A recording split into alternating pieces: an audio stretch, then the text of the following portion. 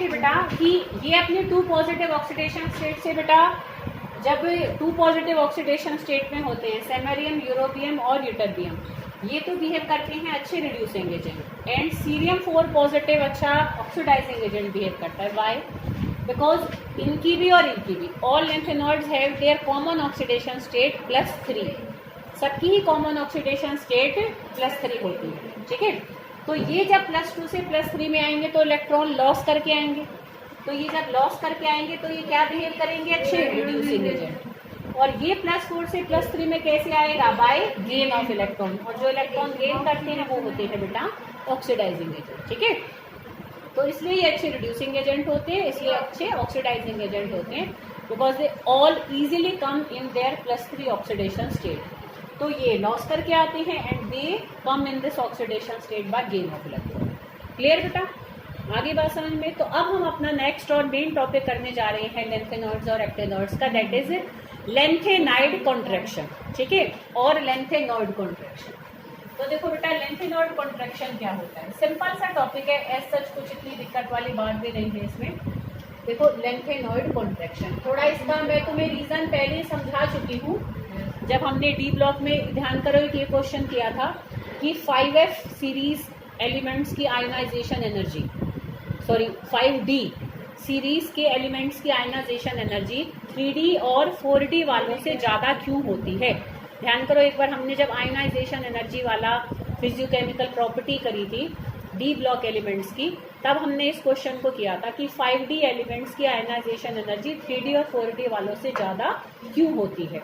तो जो उसका कॉज था ना, वही कॉज हमारा लैंथेनॉइड कॉन्ट्रैक्शन का भी है, सेम है। ठीक है, तो लैंथेनॉइड कॉन्ट्रैक्शन क्या होता है? पहले देखो नाम से तुम्हें कुछ समझ में आ रहा हो, लैंथेनॉइड तो नाम पता लग गया लैंथेनॉइड। कॉन्ट्रैक्शन का मतलब क्या होता है? ऐसे ऐसे ऐसे ऐसे सिकुड़ता चले जाना, है ना। तो जब हम लैंथेनम से अगर ल्यूटिटियम तक चलते हैं तो इनकी साइज में हमें क्या मिलता है? एक डिक्रीज मिलता है, मतलब वो और छोटे और छोटे और छोटे और छोटे होते चले जा रहे हैं as we move from lanthanum to lutetium. ठीक है, तनिषा सुन रही हो ना बेटा? इंपॉर्टेंट टॉपिक है, सब ध्यान दो बेटा। तो अ स्टडी डिक्रीज, अच्छा जो डिक्रीज होता है वो पर बहुत ही स्मॉल है, थोड़ा थोड़ा थोड़ा थोड़ा थोड़ा सा, मतलब बहुत माइनर सा डिफरेंस आता है, पर डिफरेंस आता है। ठीक है, इवन देखो वैल्यू भी आई थिंक मैंने लिख रखी होगी, शायद 14 पिकोमीटर तक का ही ऑलमोस्ट हमारा क्या होता है, एक हमें डिक्रीज देखने को मिलता है जब हम लैंथेनम से सीरियम से ल्यूटिटियम तक 15 पिकोमीटर। ठीक है, तो बस मतलब 15 पिकोमीटर तुम समझो कितनी जरा सी वैल्यू है, 1 पिकोमीटर ही 10⁻12 मीटर के बराबर होता है। अब अगर मैं यहाँ से लेकर यहाँ तक पहुँचूँ और सिर्फ 15 पिकोमीटर का टोटल डिक्रीज देखने को मिला सारा, तो दैट इज अ वेरी, एक तरीके से लेस डिक्रीज। ठीक है, पर लगातार हो रहा है, धीमा धीमा धीमा, ऐसा नहीं कि कहीं भी बढ़ा है। ठीक है, तो a steady decrease in atomic और ionic sizes of lanthanoids from left to right. ठीक है, आयोनिक साइज, आयोनिक हम कौन सी ऑक्सीडेशन स्टेट में देखेंगे? सबका ही +3 में, कि सबका ही अगर मैं +3 आयन ले लूं तो आयन्स का साइज भी यहाँ से लेकर यहाँ चलेंगे तो छोटा होता चला जाता है। अगर एटम को ले लूं तो एटम का साइज भी जब यहाँ से यहाँ चलते हैं तो छोटा होता चला जाता है। तो इसी छोटे होने के साइज के, इनके छोटे होने की प्रॉपर्टी को ही हम लैंथेनॉइड कॉन्ट्रैक्शन कहते हैं। Simple, a steady decrease in atomic और ionic sizes of lanthanoids as we move from left to right in a series, या सिंपल लिख दो फ्रॉम लैंथेनम टू ल्यूटिटियम, इतनी लंबी लाइन लिखने के बजाय। A steady decrease in atomic and ionic sizes from lanthanum to lutetium is called lanthanoid contraction. समझ में आ रही बेटा बात? ठीक है, अब हम कहें कि हमने इसको इतना स्पेशल नाम क्यों दिया? भाई कभी भी अगर हम पीरियड्स में मूव करते हैं लेफ्ट टू राइट, अपने पीरियोडिक टेबल में भी तुम देखो साइज डिक्रीज ही होता है, छोटा ही होता है। भाई ग्रुप में चलते हैं तो बढ़ता है, पीरियड में चलते हैं तो छोटा ही होता है। तो यहाँ इतना बड़ा स्पेशल नाम देने की क्या जरूरत है कि इसको अलग से हम एक टॉपिक के फॉर्म में कर रहे हैं। यहाँ इसलिए इसको एक अलग से नाम दिया गया बेटा, क्योंकि अगर हम एक्चुअल में इनके अंदर देखें, भाई जब हम यहाँ से यहाँ चलते हैं तो इफेक्टिव न्यूक्लियर चार्ज बढ़ता जाता है, ठीक है ना। और अगर अंदर तुम देखो तो F के इलेक्ट्रॉन हैं, F1 2 3 4 5 6 7, यहाँ तक आके F14 हो जाएगा। तो अंदर के शेल के इलेक्ट्रॉन बढ़ रहे हैं और 14 इलेक्ट्रॉन हो गए। सोचो, तो अंदर वाले इलेक्ट्रॉन का काम होता है बाहर वाले इलेक्ट्रॉन और न्यूक्लियस की अट्रैक्शन को कम करना। यहाँ दो फैक्टर आ रहे थे साइज को डिसाइड करने के लिए। एक क्या था, अफेक्टिव न्यूक्लियर चार्ज, मतलब प्रोटॉन का नंबर बढ़ता जा रहा है। तो जब अंदर खींचने वाली, अट्रैक्ट करने वाली चीज बढ़ेगी तो वो खींचेगा, बाहर वाला खींचेगा तो साइज छोटा होगा, जो कि नॉर्मली सब पीरियड में होता है। ठीक है, तो अफेक्टिव न्यूक्लियर चार्ज यहाँ पर क्या हो रहा था बेटा, हमारा बढ़ रहा है, तो उस वजह से साइज को क्या होना चाहिए था, डिक्रीज। बट इसके साथ साथ एक ऑपोजिट फैक्टर आ रहा था, दैट इज स्क्रीनिंग इफेक्ट। और स्क्रीनिंग इफेक्ट भी 1-2 इलेक्ट्रॉन का नहीं था बेटा। अगर हम एक से चलते चले तो 14 इलेक्ट्रॉन भी आ जाते हैं। तो 14 इलेक्ट्रॉन अगर अंदर खड़े हैं दीवार बन के, तो यहाँ पर तो स्क्रीनिंग बहुत स्ट्रांग हो जानी चाहिए थी। ठीक है, तो इतनी स्ट्रांग हो जानी चाहिए थी कि वो अंदर इतनी रुकावट पैदा करते थे कि साइज छोटा तो क्या, उल्टा बड़ा हो जाना चाहिए था।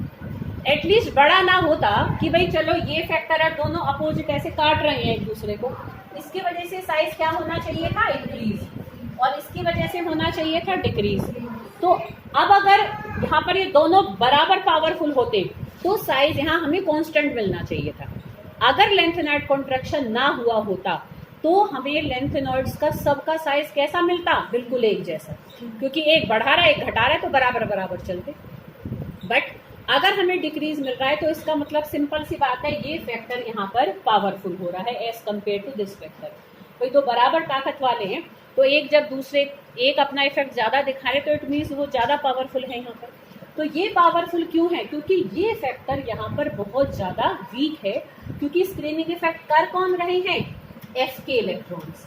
और अगर डी इलेक्ट्रॉन की ही स्क्रीनिंग पावर इतनी पुअर होती है, हमने डी ब्लॉक में देखा था, तो सोचो एफ ब्लॉक की स्क्रीनिंग पावर, एफ ऑर्बिटल्स की स्क्रीनिंग पावर तो बहुत ज्यादा पुअर होगी।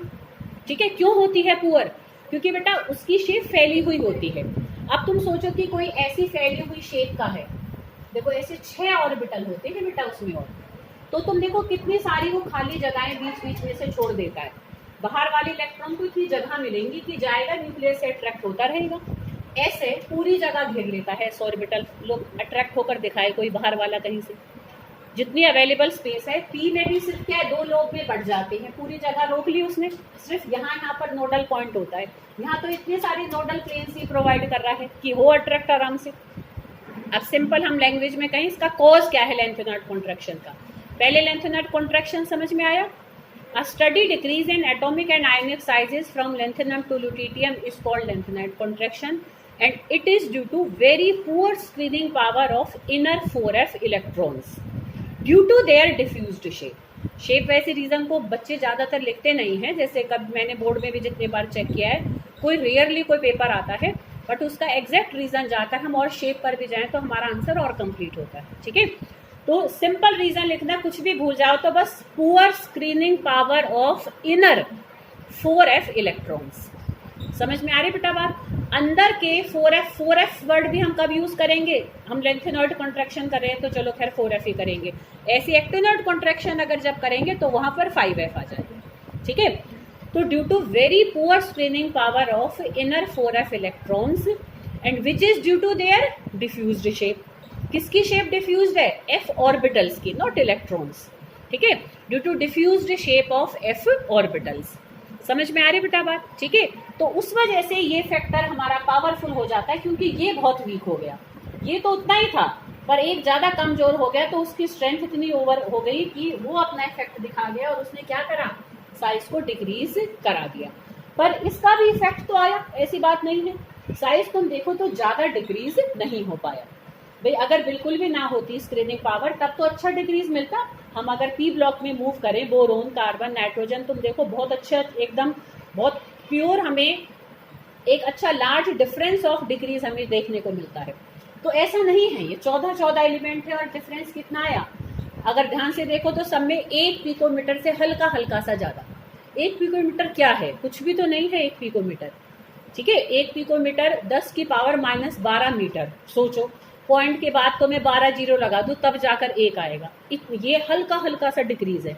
तो ये भी ना के बराबर डिक्रीज है, पर क्योंकि डिक्रीज है इस चीज का भी हमें बहुत जगह फायदा मिलता है, जो अभी हम कंसिक्वेंसेस में देखने वाले हैं। समझ में आई बेटा बात? तो देखो सिंपल दो बात मैंने बताई, दोनों कोई लाइन सही लिखते ही तुम्हें 2 नंबर यहाँ मिल जाएंगे। ठीक है, क्या था हमारा बेटा? अ स्टडी डिक्रीज इन, स्टडी में देखो बेटा मेरे हाथ जुड़वा लेना, स्टडी में ना ये वाली स्पेलिंग मत लिख देना, ये लिख देते हैं स्टडी, स्टडी बोल रही थी पढ़ने वाला स्टडी, ये वो यहाँ वो वाला नहीं है, यहाँ स्पेलिंग है STEADY, स्टडी मतलब धीमा धीमा, मतलब ऐसे ग्रेजुअली चेंज हो रहा है। ठीक है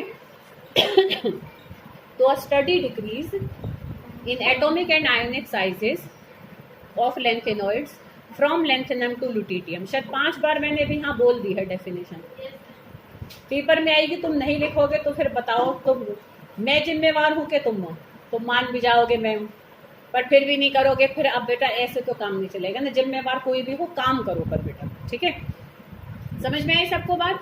तो ये है इसकी डेफिनेशन, और इसका कॉज क्या है? Due to poor screening power of inner 4f electrons. यहाँ तक भी लिखोगे ठीक है, कोई दिक्कत नहीं। अब जो आगे और लिखना चाहे तो लिख सकता है due to diffused shape of f orbitals. ठीक है, समझ में आ रही बेटा बात? तो ये हमने इसका डेफिनेशन करी और कॉज किया। अब हम लास्ट देखने जा रहे हैं इसके कंसिक्वेंसेस। कंसिक्वेंसेस का हिंदी क्या होती है? इसके परिणाम स्वरूप क्या हुआ? कॉन्सिक्वेंसेस को हिंदी में क्या कहते हैं? परिणाम स्वरूप। भाई इसकी वजह से ऐसा क्या हुआ जो हमने इतना इसको डिटेल में पढ़ रहे हैं। तो देखो अब तुम सब, एक तो बेटा सब ध्यान से ना नोट्स में एक चीज देख लो, मैं इसलिए वीडियो में भी यहाँ शो कर देती हूँ। देखो बच्चों, ये कंसिक्वेंसेस इसके 3 हैं। ये सेपरेशन ऑफ लेंथेनॉइड्स, फिर similarity in atomic sizes of elements of same groups of second and third transition series, और थर्ड है effect on the basic strength. फिर मैंने इसके बाद ध्यान से देखो एक छोटा सा क्रॉस भी लगा रखा है, दिख रहा है ये क्रॉस? यहां तक ही है ये कंसिक्वेंसेस। अब बच्चे आगे चल जाती है, ये देखो ये आगे चल जाते हैं, colour, melting point, boiling point, ये सब इसकी प्रॉपर्टीज है। ध्यान करो तो हम मेन टॉपिक क्या कर रहे हैं? मेन टॉपिक है हमारा कि जनरल कैरेक्टरिस्टिक्स ऑफ लेंथेनॉइड्स, जिसमें फर्स्ट हमने की ऑक्सीडेशन स्टेट, ठीक है, सेकंड हम कर रहे हैं एटॉमिक एंड आयनिक रेडियाई।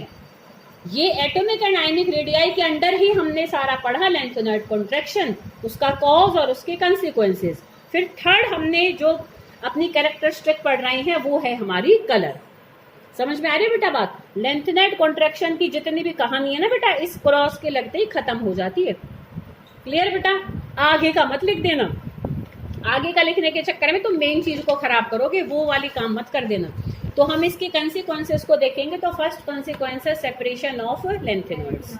तो सेपरेशन ऑफ लेंथेनॉइड्स में देखो बेटा क्या है बेसिकली,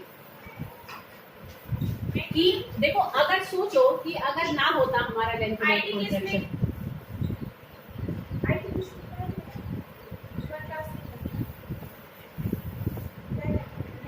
है बेटा, मैम को वापस कर दी थी, कॉमर्स की में है ना उसमें, ठीक है,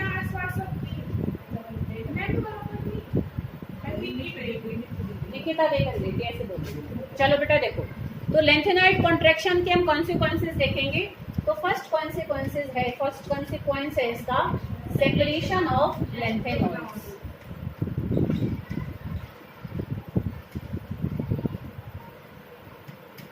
देखो ये क्या है, अगर ना हुआ होता लेंथेनॉइड कॉन्ट्रैक्शन तो देखो क्या हो जाता कि साइज सबका एक जैसा हो जाता। साइज एक जैसा हो जाता तो बड़ी मुसीबत आती है बेटा, क्योंकि जितनी भी प्रॉपर्टीज है ना बेटा, हम अगर जैसे भाई अर्थ क्रस्ट में मान लो 4 लेंथेनॉइड एक साथ हमें मिट्टी के एक ढेर में मिल रहे हैं। अब अलग करने का कोई भी मेथड होता है, ज्यादातर सब मेथड का जो जड़ होती है ना, बेसिस जो आधार होता है वो साइज ही होता है, कि साइज की वजह से ही उनकी प्रॉपर्टीज में डिफरेंस आने स्टार्ट होते हैं। उस डिफरेंस ऑफ प्रॉपर्टीज के कारण ही हम क्या कर लेते हैं बेटा, उनको एक दूसरे से अलग अलग कर लेते हैं। अब अगर इनका साइज एक जैसा हो जाता तो हम इनको एक दूसरे से अलग ही नहीं कर पाते। अब अलग अलग लेंथेनम के अपने अपने गुण हैं, अपने अपने यूजेस हैं, ठीक है, तो हम तो उनको इस्तेमाल ही नहीं कर पाते क्योंकि अलग ही नहीं कर पाते। तो इसका कंसिक्वेंस क्या हुआ कि अगर लेंथेनॉइड कॉन्ट्रैक्शन ना होता, ठीक है, अगर हमारा लेंथेनॉइड कॉन्ट्रैक्शन क्या है बेटा, अगर नहीं होता, ये हाँ ये कीड़ा चल रहा है इसको, चलो कोई बात नहीं। तो समझ में आ रही बेटा बात? तो लेंथेनॉइड कॉन्ट्रैक्शन के फलस्वरूप क्या हुआ कि हमें उनको सेपरेट करना आसान हो गया, आसान हो गया ना। क्योंकि इनके साइजेज में थोड़ा थोड़ा डिफरेंस आ गया। अब वो हल्के हल्के डिफरेंस से ना बेटा इनकी कॉम्प्लेक्स बनाने की जो टेंडेंसी है वो अलग अलग हो गई। और कॉम्प्लेक्सेस हमारे कलर्ड बनते हैं, तो हम कलर ही इनके अलग अलग कलर के कॉम्प्लेक्सेस बनाकर इनको अलग कर लेते हैं। ठीक है बेटा, तो due to the difference in sizes occur due to lanthanoid contraction, है ना, due to lanthanoid contraction the difference in their sizes occur, चाहे वो थोड़ा ही था, तो उस वजह से हम इनको क्या कर सकते हैं, we can easily separate them. समझ में आ रही बेटा बात? अगर ये ना हुआ होता तो साइज एक जैसा हो जाता और हम इनको सेपरेट ना कर पाते। तो कॉम्प्लेक्स बनाने की क्षमता इनकी काफ़ी अलग हो जाती है थोड़े थोड़े डिफरेंस ऑफ साइजेस से ही, तो उस वजह से हम इनको अलग कर लेते हैं। सेकेंड कंसिक्वेंस क्या है, देखो बेटा, similarity in atomic sizes of elements of same group of second and third transition series. अब देखो second transition series, not inner transition series. Transition series हम किसको कहते हैं बेटा, डी ब्लॉक को, एफ ब्लॉक को, डी ब्लॉक को। अब देखो उसमें मैं एक जर्कोनियम को उठाऊं और एक मैं उठाऊं हाफनियम को। जर्कोनियम हमारा क्या है बेटा, सेकेंड ट्रांजिशन सीरीज का मेंबर है, ठीक है, second T series. T series पता है क्या होता है, ट्रांजिशन सीरीज। जब हमारा वाला टाइम था ना 11-12 का, या जब मैं फ्रेश एमएससी करके आई थी, तब ऐसे टी सीरीज की कैसेट्स चलती थी बहुत, टी सीरीज कैसेट आती थी ऐसे। तो अब ये टी सीरीज देखते ना सब बच्चे ये कहते थे ये वो वाली टी सीरीज है, मतलब वो कैसेट वाली टी सीरीज। तो ये नाम जब वहाँ से, अब तुम्हारा तो तुम तो अलग युग के हो, तुम तो बहुत एडवांस युग के, तुम्हें तो किसी को पता ही नहीं होगा टी सीरीज क्या होती है। तो पहले हमारी कैसेट होती थी, टेप रिकॉर्डर में डालकर हम गाने चलाते थे, तो टी सीरीज की कैसेट्स बहुत आती थी। तो जब मैं बच्चों को पढ़ाती थी, जब मैं फ्रेश ये कर गए, तो मैं उनको बता देती थी बेटा ये वो वाली टी सीरीज नहीं है गाने वाली, ये ट्रांजिशन सीरीज है। टी की यहाँ पर फुल फॉर्म ट्रांजिशन है। तो मैं ये बात बताने की जरूरत नहीं है, पर फिर भी मैंने चलो एक अपनी पुरानी याद तुम्हारे साथ शेयर की।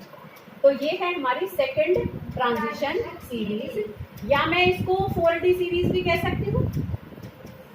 ठीक है, सबसे पहली वाली तो 3D सीरीज होती है, ऐसी ही हमारी ये है देखो थर्ड ट्रांजिशन सीरीज, और इसको मैं और क्या कह सकती हूँ बेटा, 5D सीरीज। ठीक है, तो अगर इनके तुम एलिमेंट्स के साइजेस को कंपेयर करोगे, देखो बेटा क्या हुआ था, ध्यान हो तो बीच में कितना बड़ा खेला हो गया था। यहाँ पर लेंथेनम था, लेंथेनम का 5D1 था, हाफनियम का क्या था, 5D2 ही था। पर 5D2 बनने से पहले पहले इसके 4F के 14 को ही पहले से 14 एलिमेंट ने भर दिए थे। तो जब हमारा ये बना था तो इसकी भी 4F में 14 रहेंगे। तो हर कोई भी हमारा सेकंड ट्रांजिशन और थर्ड ट्रांजिशन सीरीज के ग्रुप की जो मेंबर होंगे, एक ही ग्रुप के हैं दोनों, ठीक है ना।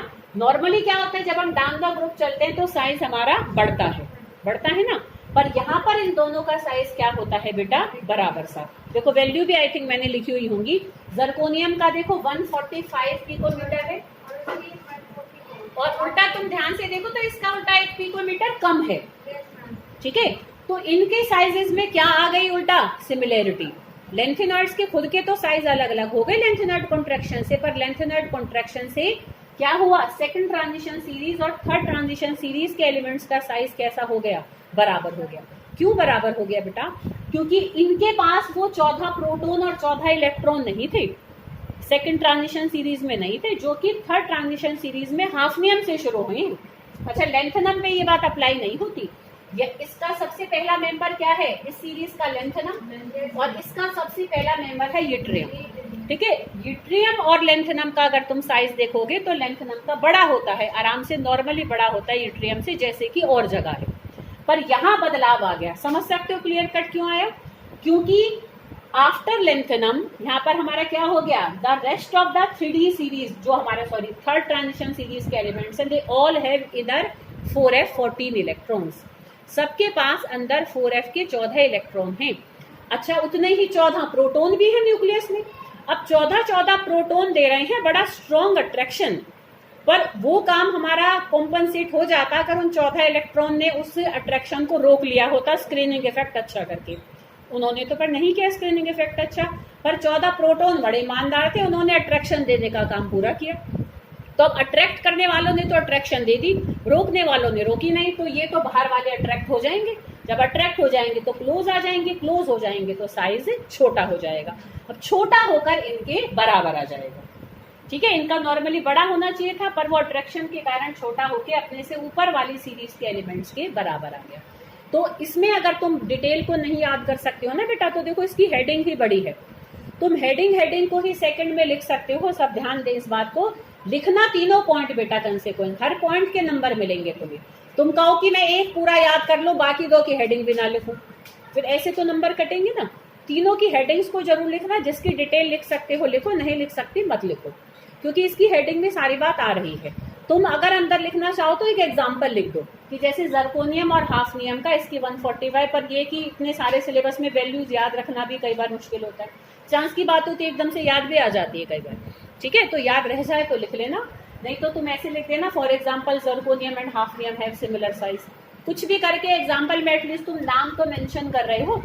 इतना तो आएगा कि बच्चों को ये नॉलेज है कि ये एक सेकंड ट्रांजिशन सीरीज का एलिमेंट है और ये एक थर्ड ट्रांजिशन सीरीज का एलिमेंट है। समझ में आ रही बेटा बात, ठीक है। तो ये हमने इसका किया सेकंड कंसेक्वेंस, और लास्ट कंसेक्वेंस वैसे तो कुछ खास है नहीं, वो कर दे गया तो चलो कर लेते।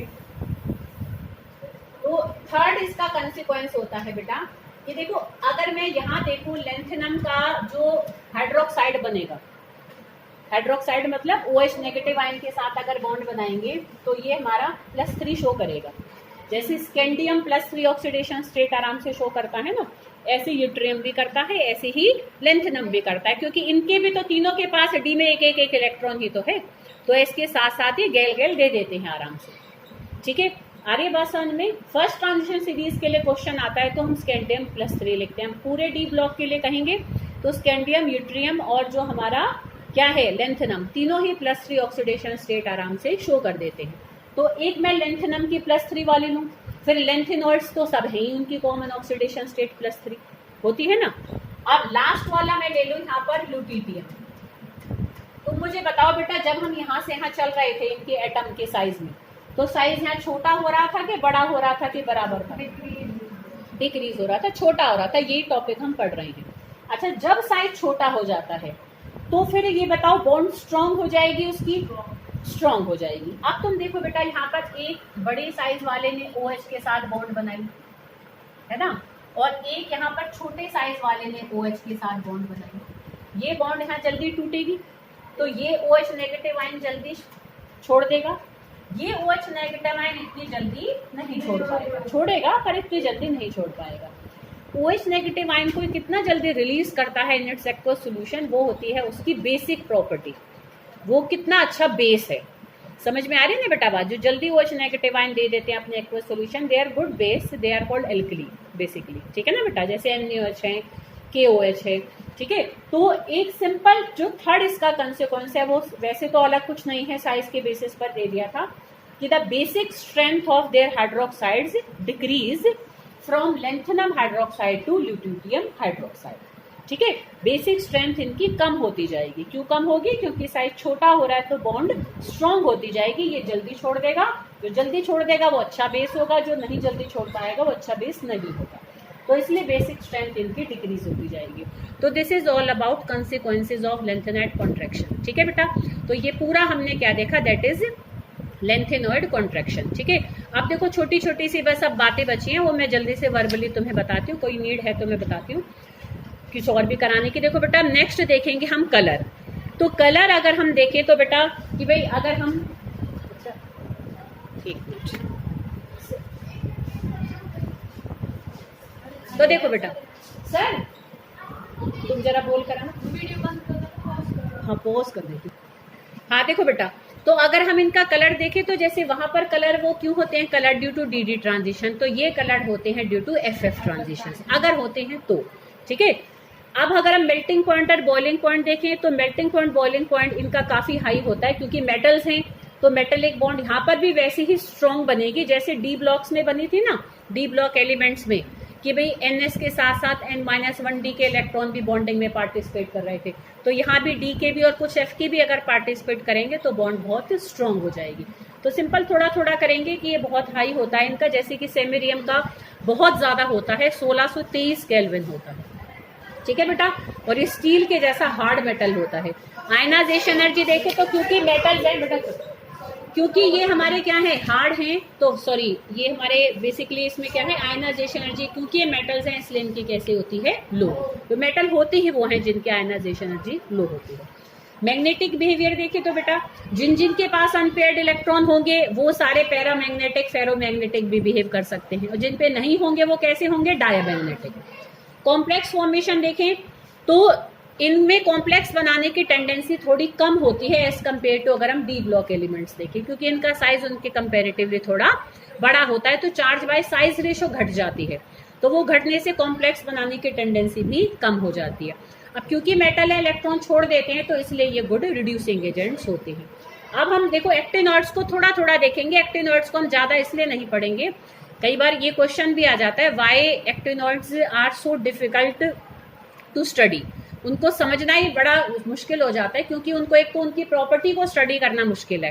पहली बात, एक तो ये रेडियो एक्टिव होते हैं, क्या सारे रेडियो एक्टिव समझते हो कि जिनका न्यूक्लियस ही स्टेबल नहीं है, टाइम के साथ साथ रेडिएशन लॉस कर करके न्यूक्लियस टाइम टू टाइम बदले ही जा रहा है, तो न्यूक्लियस बदलता रहेगा, जब रेडिएशन छोड़ छोड़ के जब स्टेबिलिटी ही नहीं होगी तो कहीं टिकेंगे नहीं, थमेंगे ही नहीं, तो हम इनको स्टडी कैसे करेंगे। तो they are difficult to study due to their radioactive nature basically. तो समझ में आ रही बेटा बात, ठीक है। अच्छा, और हम देखें बेटा, ये शायद पहली लाइन में यही लिख रहा है, हाँ ठीक है, मैं इसके पॉइंट्स को एक एक करके हम ले लेते हैं। जैसे लेंथेनॉइड कॉन्ट्रैक्शन होता है ऐसे ही एक्टिनॉइड कॉन्ट्रैक्शन भी होता है, और वो लेंथेनॉइड कॉन्ट्रैक्शन के कंपैरेटिवली थोड़ा और ज्यादा होता है, ठीक है, क्योंकि और बाहर आ गए ना हम एक तरीके से, तो और बाहर आ गए तो फिर स्क्रीनिंग पावर का इफेक्ट और भी ज्यादा पुअर हो जाएगा, और पुअर हो जाएगा तो कॉन्ट्रैक्शन थोड़ी और बढ़ जाएगी, ठीक है बेटा, मतलब जो डिक्रीज में जो वैल्यू है वो बढ़ जाएगी हमारी। जैसे लेंथेनॉइड्स हमारी बेटा +3 ऑक्सीडेशन स्टेट मेन शो करते हैं, ये भी +3 करते हैं, पर वो +3 के अलावा +2 और +4 कभी कभी शो करते हैं, पर एक्टिनॉइड्स हमारी +2, +3, +5, +6, +7 काफी सारी ऑक्सीडेशन स्टेट शो कर देते हैं, क्योंकि वो थोड़े और बाहर हो गए हैं, तो वो इजीली फिर भी लॉस इलेक्ट्रॉन कर देते हैं एज कंपेयर टू लेंथेनॉइड्स, ठीक है। एक्टिनॉइड्स में इसलिए कॉम्प्लेक्स बनाने की टेंडेंसी भी थोड़ी ज्यादा होती है, क्योंकि देखो उनका न्यूक्लियर चार्ज तो बढ़ गया ज्यादा, साइज इतना बढ़ा नहीं है ना एक्टिनॉइड कॉन्ट्रैक्शन के कारण, तो इनकी charge by size ratio comparatively lanthanoids के थोड़ी ज्यादा हो जाती है, तो इसलिए कॉम्प्लेक्स बनाने की टेंडेंसी इनमें थोड़ी ज्यादा होती है, ठीक है बेटा, ये सब डिफरेंस में भी आएगा। अब देखो एक बार पेपर में कंपैरिजन आया था लेंथेनॉइड्स और एक्टिनॉइड्स का, कंपैरिजन कभी भी आए ना तो पहले हम सिमिलैरिटीज को लिखते हैं फिर डिफरेंसेस को भी लिखते हैं, दोनों बातें लिखनी है कि कहाँ वो एक जैसे हैं कहाँ वो एक जैसे नहीं है। सिमिलैरिटीज देखो तो दोनों ही +3 ऑक्सीडेशन स्टेट शो करते हैं, दोनों ही अच्छे इलेक्ट्रोपॉजिटिव हैं, जल्दी रिएक्ट कर जाते हैं, दोनों में मैग्नेटिक प्रॉपर्टीज हैं, दोनों ही कॉन्ट्रैक्शन शो करते हैं, दोनों का melting point boiling point high होता है। डिफरेंस देखें तो देखो लेंथेनॉइड +3 के अलावा +2 और +4 भी कभी कभी शो करता है, पर एक्टिनॉइड्स बहुत सारी ऑक्सीडेशन स्टेट शो करते हैं।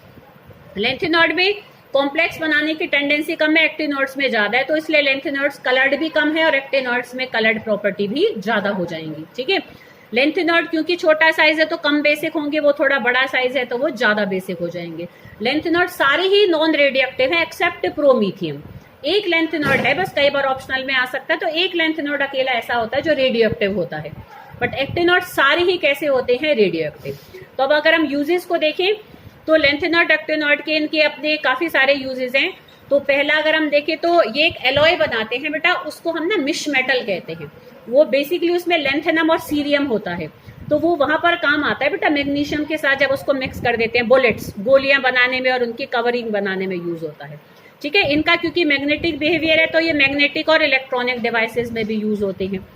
La2O3 लेंथेनम का ऑक्साइड है, वो ग्लास इंडस्ट्रीज में यूज होता है बेटा यूवी लाइट को प्रोटेक्ट करने के लिए, जैसे तुमने देखा तो शीशों के ऊपर कई बार नीला नीला सा वो लगा रहता है, तो वो यूवी लाइट को प्रोटेक्ट करने के लिए लेंथेनम ऑक्साइड की हम कोटिंग कर सकते हैं, ठीक है बेटा। सीरियम साल्ट्स हमारे एक अच्छा वॉल्यूमेट्रिक टाइट्रेशंस में ऑक्सीडाइजिंग एजेंट यूज होता है। एक्टिनॉइड क्योंकि रेडियो एक्टिव है तो ये न्यूक्लियर फ्यूल्स में भी यूज होते हैं, न्यूक्लियर रिएक्टर्स में भी यूज होते हैं, एटॉमिक बॉम्ब बनाने में भी यूज होते हैं और कैंसर की ट्रीटमेंट में भी यूज होते हैं, ठीक है बेटा। पीछे मुझे ध्यान है जब KMnO4 में करा रही थी तो मैं उसके यूजेस रह गई थे बेटा, ठीक है, तो हाँ उनको भी एक बार पढ़ लेना, वैसे इजी थे कि वो वॉल्यूमेट्रिक टाइट्रेशन में यूज होते हैं और ना वो एक अच्छा उसमें एंटीसेप्टिक प्रॉपर्टी भी होती है। KMnO4 लाल दवाई कहते हैं बेटा जिसको घावों पर भी लगाने के काम आती है। हल्का सा पानी में मिलाने के बाद ना ऐसे उसकी गार्गलिंग करें तो जो ऐसे हमारा गला कटा कटा होता है वो भी ठीक हो जाता है। ठीक है बेटा, तो इसमें क्योंकि एंटीसेप्टिक प्रॉपर्टीज होती हैं तो KMnO4 हमारा एज मेडिसिन भी कितनी जगह एक तरीके से दवाई के लिए, घावों को ठीक करने के लिए भी यूज होता है। तो उसमें एक ये अलग से एक प्रॉपर्टी एंटीसेप्टिक प्रॉपर्टीज ये भी होती है।